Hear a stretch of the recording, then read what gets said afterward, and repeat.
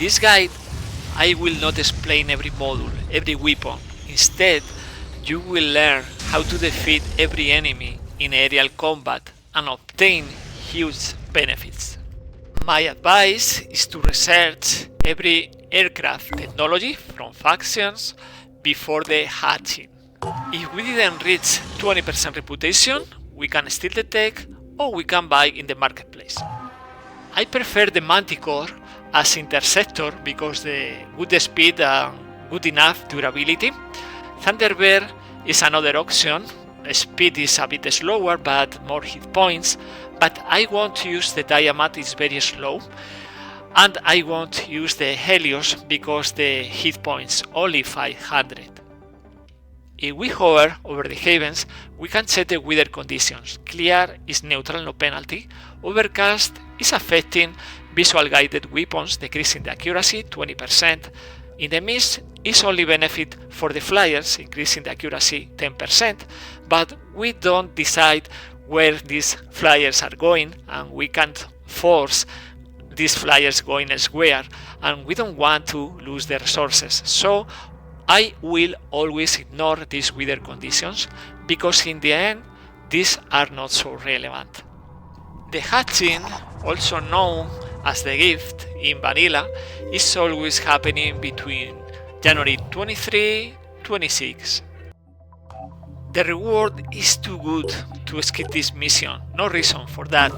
We can recruit maybe 300 food, 1 soldier, send the naked soldier to this mission, and when this soldier dies, we obtain anyway the Aurora, this Manticore with weapons, and also a new soldier with armor and with weapons, Citizen Island.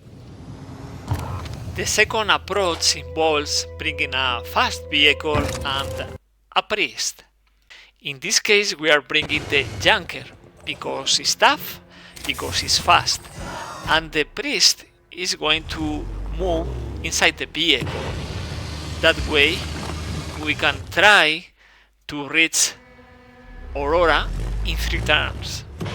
Bringing this priest will allow to mind control one Pandoran, and this one can destroy the others, blocking the path, and allowing the Junker to continue, because if the vehicle gets stuck, if the vehicle starts suffering damage, maybe they will not make it, the Junker and the priest. In the end, it's about clearing the path and completing as soon as possible the mission. And because we are reaching this evac zone with at least 1 soldier, we are obtaining many experience points. We can send a full squad, risking a bit more, and it's important to notice beyond the center of the map we are facing reinforcements, but if we complete the mission as soon as possible, it's very doable, and we are obtaining many experience points that we can use to level up several soldiers. If you don't like the tutorial for the aerial combat, you had that choice in the mod settings starting the campaign.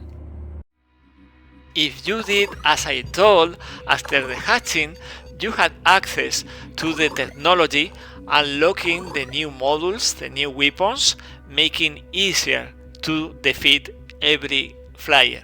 And we start with the Phoenix program because we want this module in order to counter one of the weapons in the first roaming, the napalm breath. And right away the behemoth will start roaming, and after a few hours will start spawning one flyer, and this flyer will raid always havens. Sending the interceptor to that haven, we can engage in the menu. There are 3 different loadouts for the first roaming, and in this case we are focusing fire on the spikes because we had a counter for the asset speed, the other weapon, we had the afterburner, so after destroying the spikes we don't need to switch the target to the hull because we are inflicting damage to the current directly. We keep evading the asset using the afterburner, and we keep inflicting damage to the current until it's destroyed.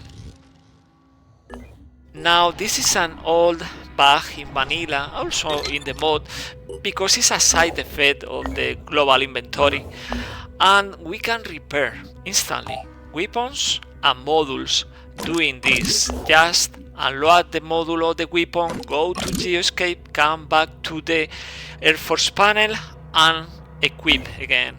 This is the second loadout and it's the same. We focus on the spikes, we had a counter for the short range ram, the other weapon, and by the way we can use the mouse, but it's faster to use the shortcuts. So you can see on the left we had the Q, W, E case, and the numbers on the right we had the number for the different weapons on the flyer, so it's easier. If we are in range for the ram, we just use the afterburner and we evade every attack. And for the last loadout, we had manufactured this module, flares, from the Phoenix aerial combat program. We had the perfect counter. The napalm breath can't do anything against us, and we can focus on the hull. So we evade every attack and we eventually destroy the Karen. During the second ramming we are fighting the same flyer, the Tier 1 Karen, but with one new weapon, the voice chamber, and it's always the same loadout. So in this case it's better to use long range weapons like this Artemis from Synedrion.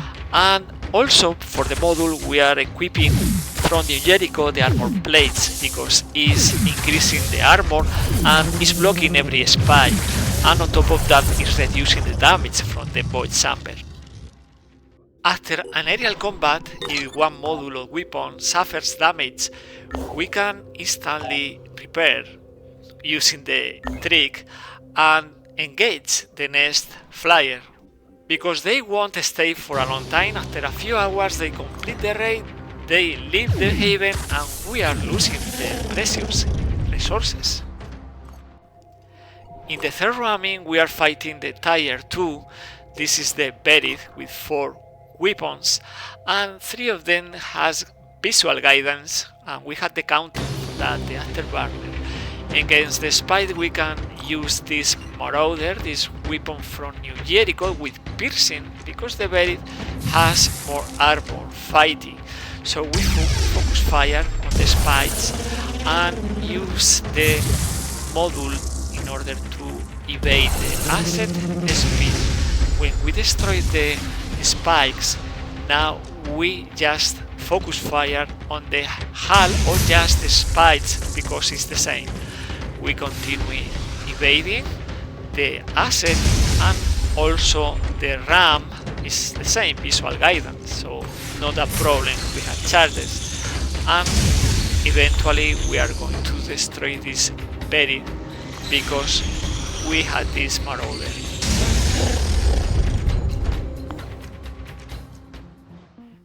Against this second combination of weapons, with the TIG, it's a bio weapon, we need the security station. We obtain this weapon researching the spawnery from the left, and the first move is attacking the spikes because it's long range and it probably will target the module. So we try to destroy as soon as possible the spikes, and we use the security station against the bio weapon, the TIG, like this. And we continue attacking the spikes because it's destroyed, so we are attacking the hull, inflicting damage. We are facing a hard time against these short-range weapons. The ram, in this case, destroyed the module. We can disengage. It's not a problem because we travel instantly to the nearest point of interest, haven in this case, but we are coming back, and with the Marauder and the piercing against this Buried with this amount of hit points, we can destroy it easily from long range, obtaining another reward. And the last loadout includes this napalm breath, and 2 spikes, so we need the armor plates, otherwise we'll destroy the module against the fire, for example. So we focus fire on the napalm breath. We had long range, they had spikes, but the spikes are blocked because we had armor plates. So now after destroying the napalm, we continue inflicting damage to the hull and blocking everything. We are going to suffer a bit of damage because the short range ram, but it's nothing. We destroy the very easily with this combination. For the fourth ramming, we are facing all these 3 tires. This is tire 3, the Abaddon, with 80 armor and 6 weapons. And for this loadout, we need to destroy the napalm breath because it's damage over time. And we had a new module. The counter for the void chamber is the ECM jammer from Disciples of Anu. And in this case, we are going to destroy the napalm. We can evade the void chamber and focus fire on the napalm breath. When we destroy this weapon, we are going to now destroy the void chamber using the 2 Marauder from New Jericho. So if we do that, and it's very easy, the counter, because the ram is short range, we are going to disengage. In this case we are using a Thunderbird because it's tougher but no damage. Now with the second Interceptor we are using a different tactic because the weapons remaining, they are using visual guidance. So we had the afterburner and we can evade every attack. But we are going to use Prometheus from Synedrion. This is damage over time, is 40 fire every tick. So we continue using afterburner, evading until every single weapon is destroyed. And that is the end of this Abaddon because it's damage over time until no more hit points.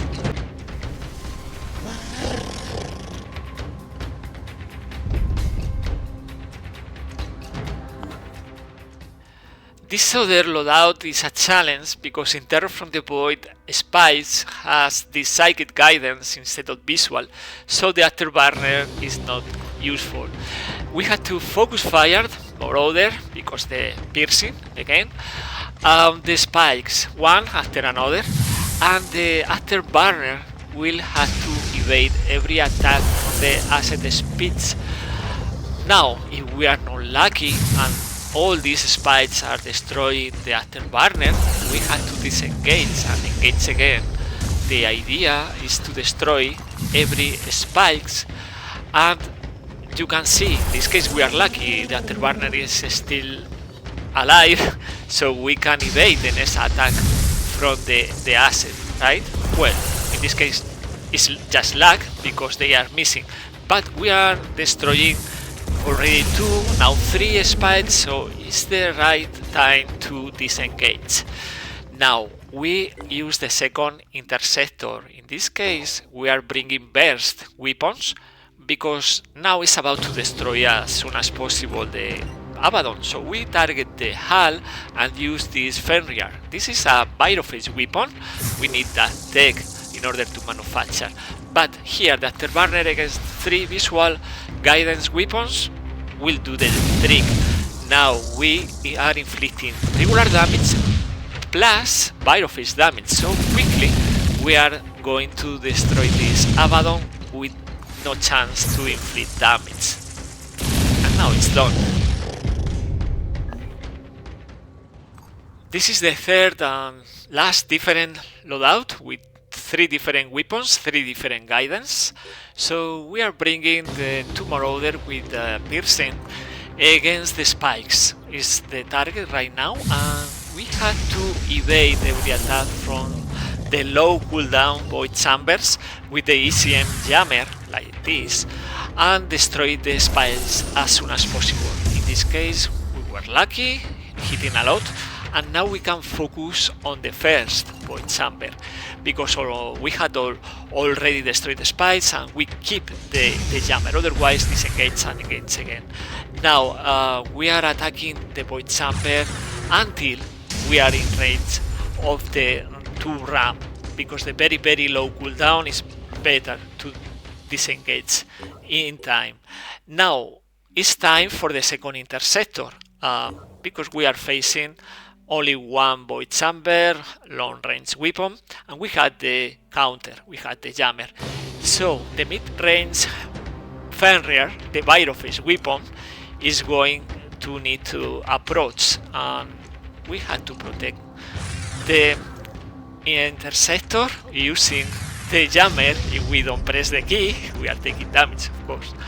Now we continue with the attack, we evade the chamber and we approach the range again of the 2 ram. Instead of risking anything, we can disengage, and we are losing maybe a couple of hours going away and coming back, so we are not losing the prize.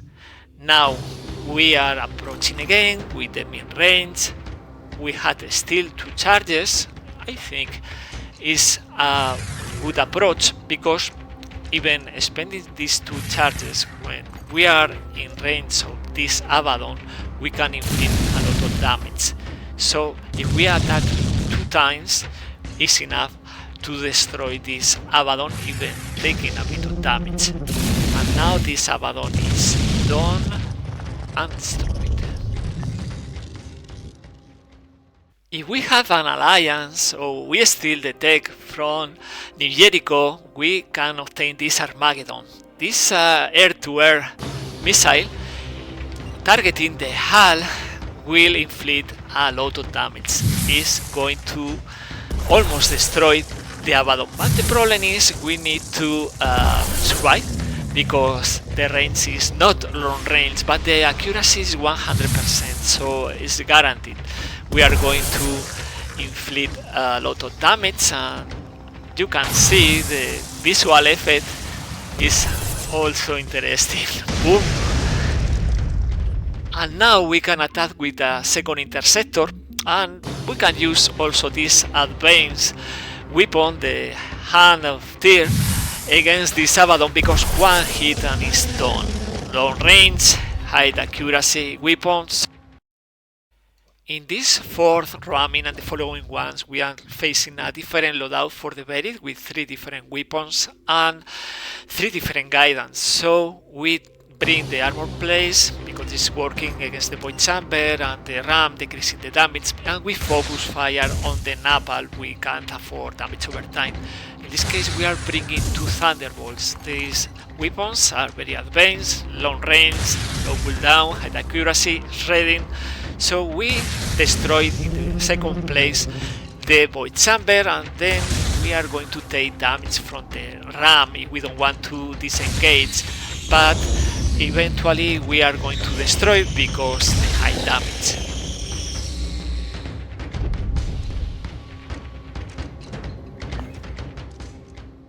We have also a different aircraft that we can use as interceptor. In order to do that, we need to destroy one infested haven and research the corrupted node. Then we can research the masked Manticore, and then we can manufacture this new interceptor. With this camouflage, we can go full pirate and attack other aircrafts from factions, and indeed we can prevent the war between factions if we destroy their aircrafts. So right now this is probably not the best loadout for us, because they had the ECM jammer, so they can evade the Hand of Tyr. But if we destroy this counter, we can inflict more damage. Now, because they are sending Mutok with the Mutok catapult, we had to equip the security station in order to neutralize. They are evading our weapon. We are doing the same with the bio weapon. Now with the burst weapons, we are going to attack and destroy the jammer, and after that we are going against their burst weapon, this Nenerta, and Doing that, we are preventing further damage to our weapons and Interceptor. Now, finally, we are going to destroy the bio weapon, and after that is just inflict damage until the aircraft is destroyed.